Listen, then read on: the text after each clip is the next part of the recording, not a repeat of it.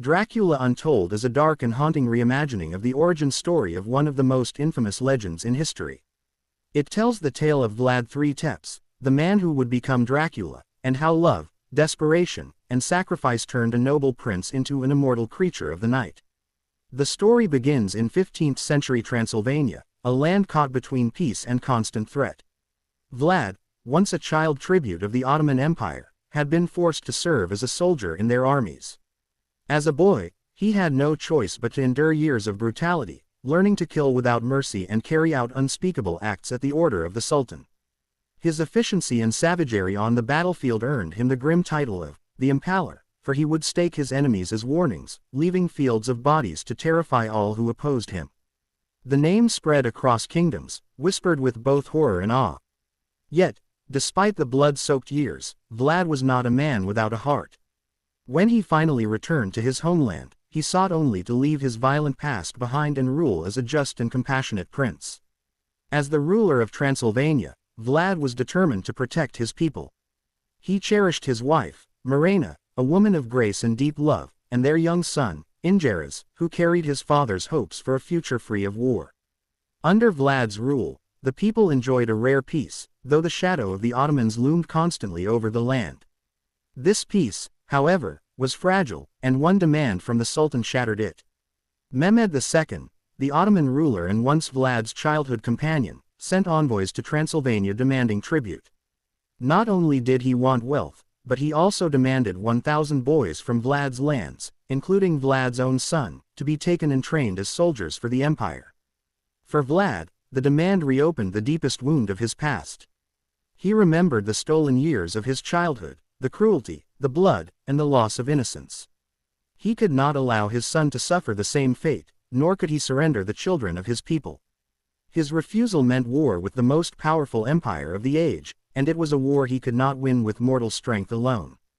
Desperation drove Vlad to seek answers in the realm of legends. Whispers spoke of a cursed being imprisoned in the Broken Tooth Mountain, a creature so ancient and feared that even the bravest avoided its cave. Alone, Vlad climbed into the mountain, entering the cavern where darkness itself seemed alive. The air was heavy and cold, and shadows shifted unnaturally against the stone walls. Deep within, he found the master vampire, an ancient creature who had been cursed to remain trapped in the cave. The being was both terrifying and commanding, its voice a mixture of menace and wisdom. The vampire offered Vlad a bargain: drink his blood and inherit his supernatural powers. With these powers, Vlad would be able to face armies, summon the night to his will, and wield strength beyond imagination. But the gift came with a curse. If Vlad resisted the thirst for human blood for 3 days, he would return to being a man. If he failed and drank, he would be condemned for eternity as a vampire, cursed to feed on the living until the end of time. It was an impossible choice, but for Vlad, there was no hesitation. To protect Mirena, his son, and his people, he accepted the curse. As he drank, his body convulsed, and his veins burned like fire. His senses sharpened beyond human limits. He could hear the fluttering of bat wings miles away, see every detail in the dark, and feel the strength coursing through his muscles. He was faster than arrows, stronger than steel, and untouchable to mortal men. The first test of his power came swiftly. When Ottoman scouts entered his land, Vlad faced them alone. In moments, he cut through them with inhuman speed, his sword flashing like lightning. He vanished into shadows, reappearing behind men before they even realized their deaths. In a single night, he had become the terror of his enemies. But as his power grew, so too did the insatiable hunger for blood. The scent of his people, of his own wife, pulled at him like chains. He resisted, but each moment was a battle within his soul. Soon the full Ottoman army advanced, their numbers stretching across valleys, their banners blotting out the horizon. Thousands of soldiers marched, confident in their overwhelming power. Vlad stood alone against them, cloaked in black, his eyes glowing with the fire of his curse. He called upon his new power, and the sky answered. A storm of bats rose like a living tidal wave, darkening the heavens. The swarm tore into the soldiers, ripping through armor, knocking men from their horses, and scattering entire battalions.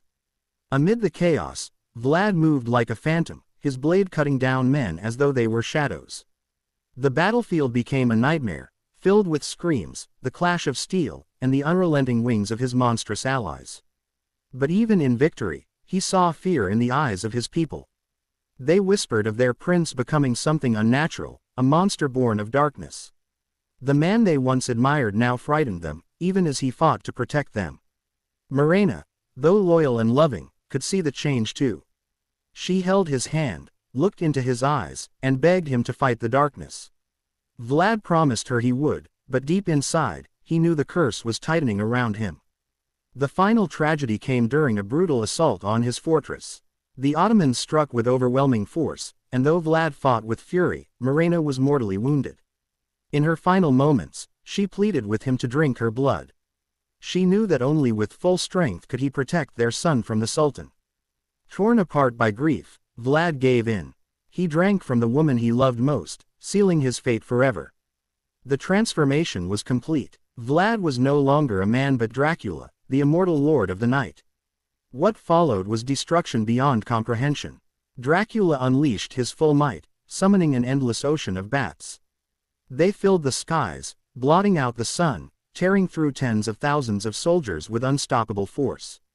The battlefield became a graveyard, and even Mehmed himself, once a friend, faced Dracula's wrath. In their final confrontation, Vlad struck him down, ending the Ottoman threat. His son was saved, but the cost was unbearable. The people he had sworn to protect could no longer look at him with love. They saw a monster, a cursed being who had sacrificed his humanity. Vlad had won the war but lost himself. In a final act of sacrifice, he let the sun rise upon him, seemingly ending his cursed existence, but fate had other plans.